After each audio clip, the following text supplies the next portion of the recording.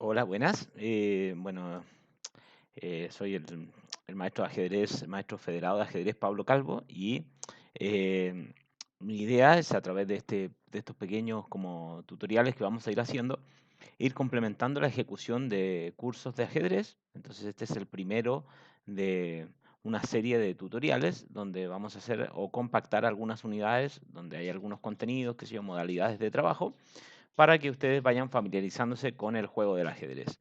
Entonces, este va a ser un tutorial bastante básico que incorpora los elementos del movimiento de las piezas, la disposición del tablero y un poco los objetivos del juego. ¿Ya? Vamos a hablar un poco del ajedrez, vamos a hacerlo de manera bastante escueta. ¿Ya? La idea es que el video, si ustedes quedan con alguna duda, pueden volver a revisarlo, ¿vale? Entonces, bueno, de- eh, les comento que el juego del ajedrez, digamos, es un juego que tiene una larga data, digamos, tiene más o menos del 300 antes de Cristo y tiene su origen en el juego del Chaturanga en la India. Y bueno, de a poco ha ido adquiriendo o se ha ido modificando para tener las reglas que hoy conocemos en la actualidad, ya con todos los personajes, qué sé yo, que simulan o evocan una guerra del medioevo. Entonces, bueno, el objetivo del juego es siempre darle jaque mate al adversario, y el jaque mate es una palabra que significa rey muerto, ¿ya?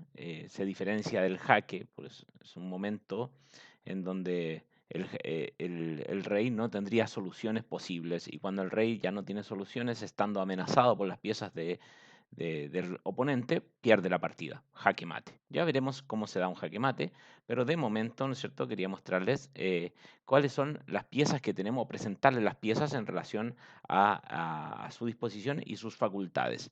Bueno, lo que tenemos aquí a continuación es la torre. Una de las cosas que tenemos que fijarnos primero es la disposición del tablero. El cuadro blanco tiene que estar siempre calzando con la mano derecha, ya esto solamente para jugar partidas eh, en la vida real, digamos, o sea, por decirlo así, partidas de carne y hueso, porque las partidas que se van a poder jugar en el 2020 son en su mayoría, ¿no es cierto?, partidas de ajedrez online, ¿ya? Donde podemos jugarla a través de algunas plataformas, que ya se las voy a indicar, pero de momento, ¿no es cierto?, si ustedes tuvieran un tablero en casa, van a jugar una partida de ajedrez con alguien, entonces tienen que fijarse que el tablero esté dispuesto con el cuadro blanco al lado de la mano derecha. ¿Ya? Hay muchos tableros que tienen esta disposición de letras y números que nos permite, por ejemplo, identificar coordenadas como un gráfico cartesiano sencillo que va de la A a la H, del 1 al 8, y tenemos entonces cómo hacer calzar las piezas, nombrar su disposición, podemos registrar una partida o podemos seguir una partida en un texto. ¿Vale? Entonces, bueno, esta torre está localizada en la casilla D4. ¿Cuáles son las facultades de una torre?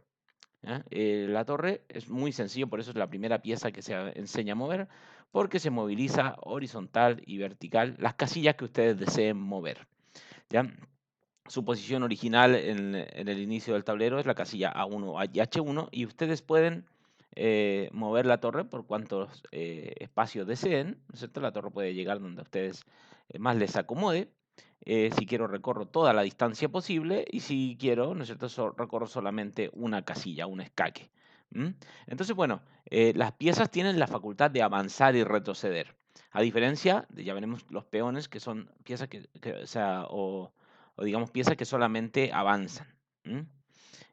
Ya. Y bueno, esto es con respecto a la torre, no tenemos mucho más que nombrar acerca de esto. ¿Ya? Es un movimiento bastante sencillo y su valor es equivalente a 5 peones. 5 peones. Entonces, bueno, luego de esto, entonces vamos a buscar en el programa Chef Base, ¿no es cierto? Acá, cómo trabajan las columnas, o sea, cómo trabajan las torres, y tienen que vincularse por las columnas abiertas. ¿Ya? A esto le llamamos columna abierta, ¿cierto? Lo que existe en la columna C y la columna F, que es el espacio o el carril por donde podrían circular las torres, ya que cuando hay peones presentes dentro del tablero no podemos saltar estos peones. ¿Ya? Entonces la torre puede movilizarse por una columna abierta, podríamos, por ejemplo, en este caso, intercambiar las torres, así se producen las capturas, y esta torre podría capturar acá, por así decirlo.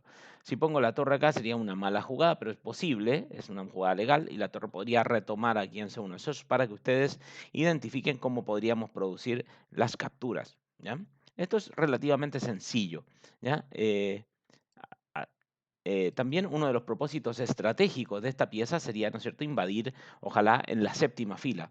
La séptima fila la contamos desde donde tengo yo mi punto de origen hacia donde puedo invadir. Generalmente la séptima fila es un lugar donde hay muchos peones de nuestro rival y podríamos dedicarnos a las capturas, ¿vale? Eso es un poquitito como, por ejemplo, cómo mueve la torre y cómo la puedo utilizar en el tablero, en el juego, durante una partida. También, ¿no es cierto?, tenemos entonces la siguiente pieza, que es considerada una pieza menor. La torre es una pieza mayor, ¿ya? Y en este caso, ¿no es cierto?, consideramos los dos alfiles como piezas menores, cada uno de ellos vale 3, y la diferencia es radical con la torre porque esta mueve solamente en diagonal. Uno va a tener un alfil que corre por el carril oscuro y otro por las casillas blancas. Pueden avanzar y retroceder de acuerdo a cómo dispongamos, ¿no es cierto? Y bueno, los movimientos se hacen en una sola jugada, es decir, si el alfil, por ejemplo, estando en esta posición, el alfil de G5 quisiera llegar a F8, tengo que hacerlo obligatoriamente en 2 turnos, ¿cierto? Mi jugada, la jugada del rival, y ahora puedo llegar a la casilla F8.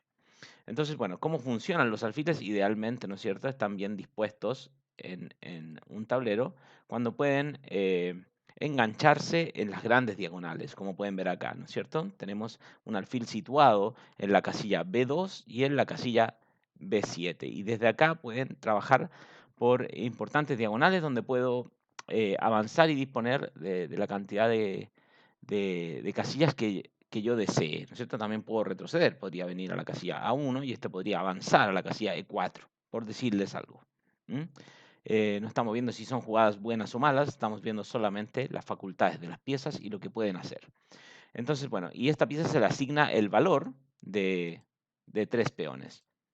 Enseguida, uniendo las facultades de la torre y el alfil, tendríamos la pieza más importante para el ataque. Digamos, la dama es una pieza que vale por 9 peones o 9,5 peones, hay quienes le asignan ese puntaje, y en este caso, por ejemplo, la dama podría transitar teniendo el movimiento horizontal, vertical y diagonal también, ¿ya? O sea, por lo tanto, es una pieza que tiene mucho radio de acción, por eso es muy poderosa, hay que cuidarla y utilizarla como elemento de ataque. También es considerada una pieza mayor junto a la torre, dependiendo de la cantidad de distancia que recorra. ¿No es cierto? La dama. Ya veremos cómo articula juego la dama.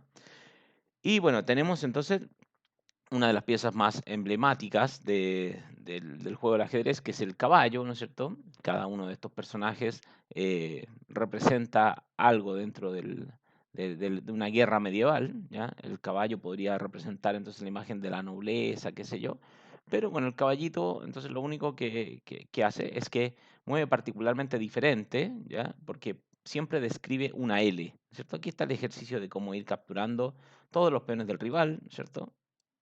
Este sería el movimiento, ¿ya? La razón por la cual está hecho, planteado así este ejercicio, para que identifiquemos entonces cómo podríamos mover el caballo. Siempre que está en casilla negra, va a terminar en una blanca, y cuando quede en blanca, va a caer en una negra. Aquí, acá y acá, ¿ya? Muchas veces se le describe como una bota, su movimiento, ¿cierto? Una bota o una letra L mayúscula, o bien podrían nombrar las sílabas caballo. El caballo además es una pieza que puede saltar a otra pieza, es la única que tiene esa facultad. Y como pieza menor vale 3 peones, junto al alfil, constituye el ámbito de las piezas menores. Y bueno, eso pasa con el caballo. También hay un ejercicio muy interesante, muy entretenido que realizar con el caballo, o sea, por ejemplo, en un cuadrado de 8×8, como es este del, del tablero de ajedrez, ¿no es cierto? El caballo podrían hacerlo transitar por todas las casillas del tablero, y sin que se repita jugadas, ¿no? Es decir, por ejemplo, si ya vamos a comernos todos estos peones y ahora supongamos que empiezo un ejercicio, ¿no es cierto? El caballo tengo que hacer jugadas sin que se repita nunca, ¿no?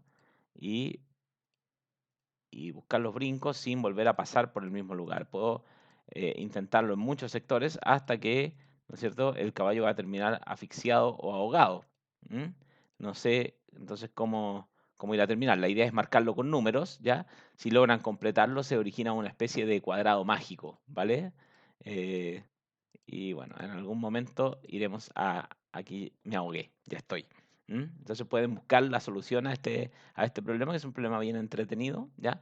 Lo mismo que intentar situar nueve, o sea, ocho damas, son ocho damas en un tablero, eh, sin que se crucen en ningún punto, ¿ya? Son ejercicios, son algoritmos matemáticos bien interesantes que, bueno, si están por ahí con alguna intención de entretenerse, podrían tratar de hacerlo, ¿ya? La cosa con el caballito, bueno, es que tiene esta facultad de poder, así como vemos las utilidades de las piezas, como vimos cómo trabajaba la torre, cómo podía trabajar un alfil, el caballo tiene una importante ejecución táctica, digamos, es que tiene una amenaza que gusta mucho de realizarse, que es la amenaza doble, ¿ya? La amenaza doble, entonces viene a ser el, el, el impacto de un caballo sobre dos piezas al mismo tiempo. ¿Cierto? En este caso, por ejemplo, el caballo está atacando al rey y a la dama también. Entonces, la gracia es que cuando se ataca al rey, se realiza una jugada que se denomina jaque en ajedrez. Entonces, el, el bando que está jaque tiene que mover el rey en este caso. El rey, aprovechamos de ver cómo mueve el rey, mueve de a una sola jugada, ¿cierto? Es una pieza bastante improductiva en muchas fases del juego y solamente eh, tiene capacidades de ataque en las fases finales del juego, cuando puede capturar algunos peoncitos, puede ayudar a la coronación de un peón. Entonces el rey tendría que moverse a un cuadro de distancia en una casilla legal, porque esta casilla no es una casilla legal, por eso no está marcada, porque está copada por el caballo. ¿Se fijan? Entonces, si vengo acá, tomo la dama y ahí aprovecho de ganar una pieza.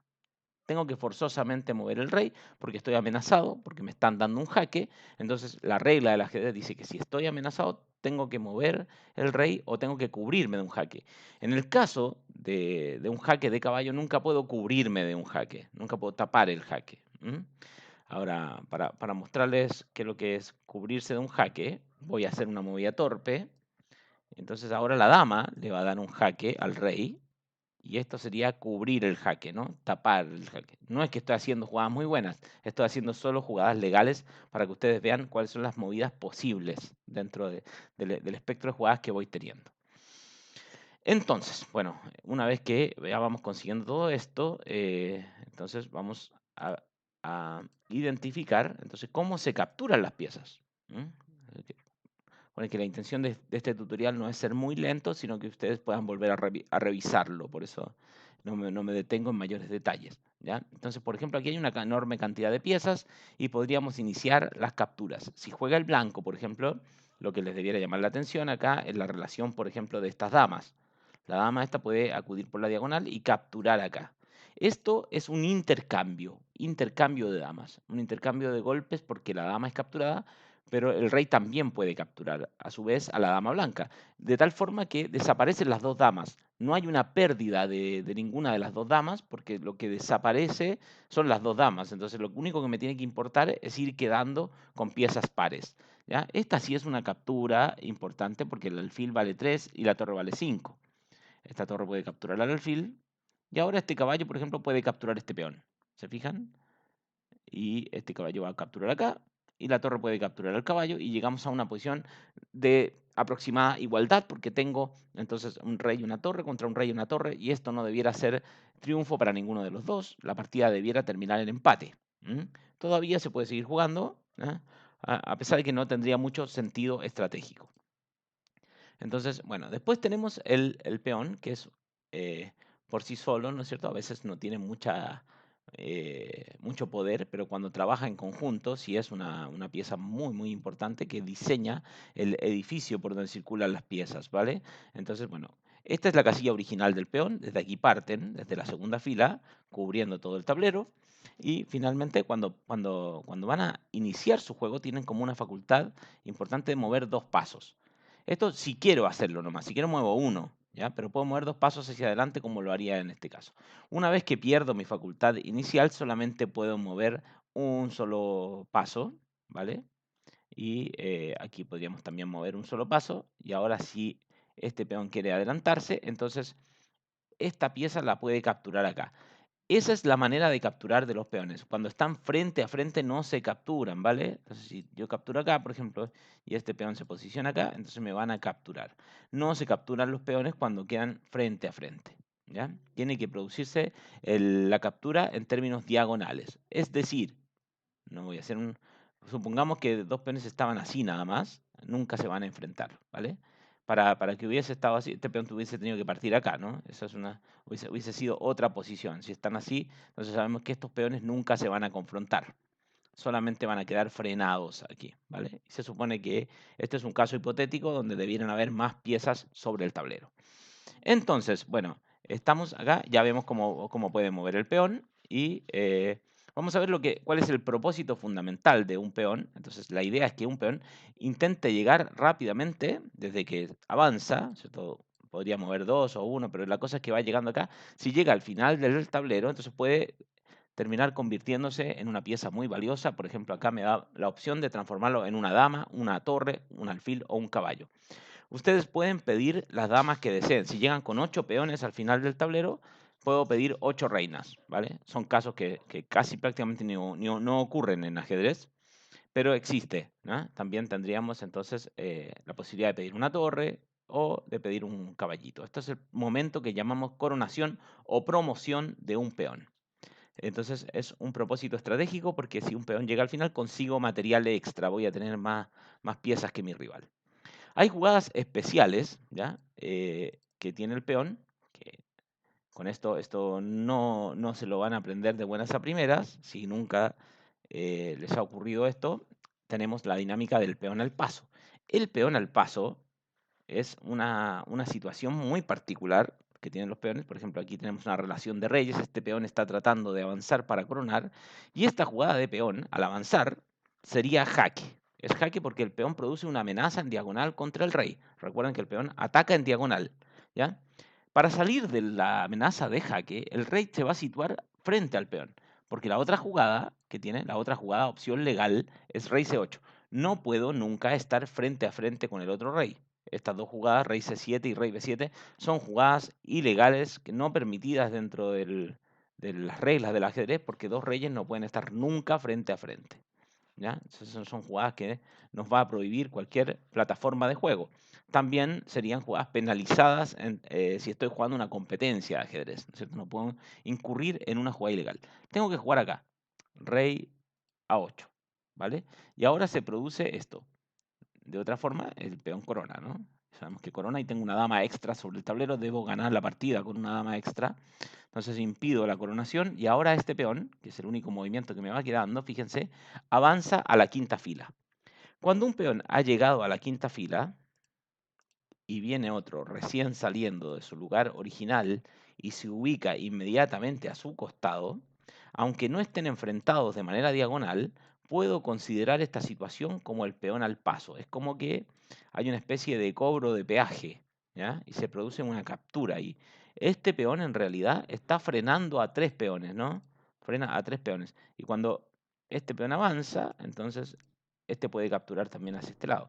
Y a pesar de que estos quedan liberados para poder avanzar y también tener el plan, es el blanco el que va a llegar primero y en este momento se va a producir un jaque mate porque estoy atacando al rey y este rey no tendría solución posible para este jaque, para esta amenaza. Entonces aquí estamos generándole muchos problemas al rey porque tras la jugada G5 se produce, ¿no es cierto?, el estancamiento de toda esta estructura de peones, ¿no? Del peón de H7, del peón de G6 y del peón de F7.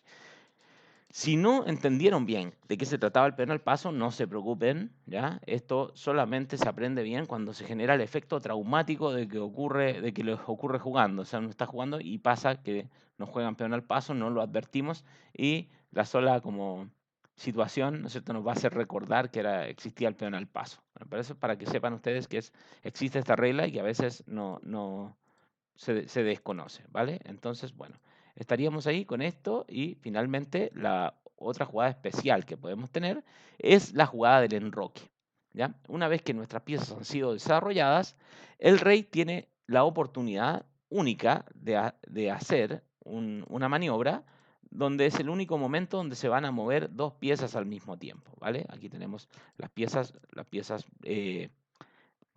blancas y las piezas negras. Si los reyes nunca se han movido de su lugar original y las torres no se han movido de su lugar original, tengo la oportunidad de realizar, ¿no es cierto?, una maniobra donde muevo dos piezas al mismo tiempo. Existe el enroque corto, que es el que estamos viendo, y el enroque largo, que es hacia el otro sector. ¿Ya? El enroque largo o corto tiene que ver con la distancia que recorre la torre y no la distancia que recorre el rey. El rey siempre mueve dos cuadros. ¿Se fijan? Aquí podemos jugar esto, enroque corto, y él puede enrocar eh, largo. ¿Cuándo es ilegal enrocarse, por ejemplo? Si las torres se movieron de su lugar original, es decir, por ejemplo, si yo moví la torre, él jugó enroque, yo volví a mover la torre y él me jugó acá y ahora quiero enrocar, no me va a permitir el programa, no me deja. Me dice que es jugada ilegal, porque la torre ya se movió de su lugar, ¿vale?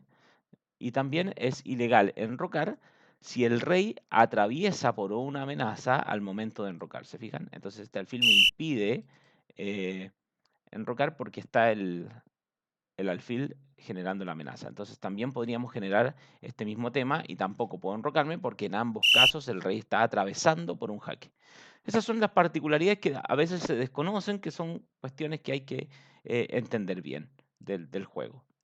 Entonces, bueno, a ver, con esto concluimos un poco cuáles son las facultades, los movimientos de las piezas y, bueno, solamente nos quedaría ver cuál es la disposición que tiene un tablero, ¿ya? Entonces, vamos a ver entonces que esta es entonces la figurita desde donde partimos. Así se ordenan las piezas. ¿Ya? Torre, caballo y alfil. Torre, caballo y alfil. La reina en su color, reina blanca en cuadro blanco, reina negra en cuadro negro. ¿Vale? Y ese es el orden y disposición de piezas. ¿Cuál sería de las piezas que están atrás? La única que podría moverse, en este caso, según lo que vimos, es el caballo. Para poder desarrollar el resto de las piezas, abrirle puertas al alfil, abrirle jugadas a la dama, qué sé yo, hay que movilizar peones y ojalá que lo hagan con peones centrales porque son los peones que permiten, ¿no es cierto?, o posibilitan el desarrollo más adecuado de nuestras piezas. ¿Ya? De momento, para que ustedes practiquen lo que acabamos de enseñar, les voy a sugerir que busquen la página, un sitio maravilloso que se llama lichess.org, que es genial para aprender ajedrez, porque en este sitio podemos recurrir haciendo una membresía. Entonces, podemos recurrir a nuestros módulos de estudio. Por ejemplo, podríamos ir a fundamentos del ajedrez y desde acá podemos ir en progreso gradual sobre los movimientos de pieza. Por ejemplo, podemos ir con la torre, ¿ven? ¿Se fijan? Tiene su carácter simpático. Podemos acá ir capturando algunas cosas, mover el alfil como lo estábamos viendo, ¿cierto? Tenemos movimientos de alfil. Y si ya entiendo y voy comprendiendo estas cosas, ¿ya? Voy cumpliendo los objetivos, los propósitos que me pide el programa, ¿ya? Entonces aprendo a mover todas las piezas, el caballo y el peón, etcétera. Entonces después voy a la fase intermedia o voy a la fase de avanzado, me van a preguntar el enroque, la captura al paso, el ahogado, que no lo hemos visto, pero ya lo veremos cuando veamos jaques, jaque mates y el rey, la situación de rey ahogado. ¿Vale? Entonces ustedes pueden ir haciendo sus progresos acá y con su membresía queda registrado el progreso que van haciendo. Además de que después cuando se peguen el salto, digamos, ya podemos empezar a jugar partidas y esto es tan simple como setear o buscar jugar contra un amigo, algo así, una partida amistosa y puedo enviar, por ejemplo, si quisiéramos jugar con alguien, entonces puedo enviar este vínculo, por ejemplo, a un WhatsApp, ¿ya? Entonces lo copio, lo envío al WhatsApp de mi amigo y mi amigo me lo acepta y estamos jugando inmediatamente una partida de ajedrez. ¿Ya? Entonces, de momento, les hago este tutorial para que ustedes puedan reconocer algunos elementos del juego. Y bueno, ya en el siguiente empezaremos, en el tutorial número 2, empezaremos a ver entonces cuáles son los primeros criterios que tenemos que utilizar para aplicar estrategias. ¿Vale? Bueno, eso. Muchas gracias.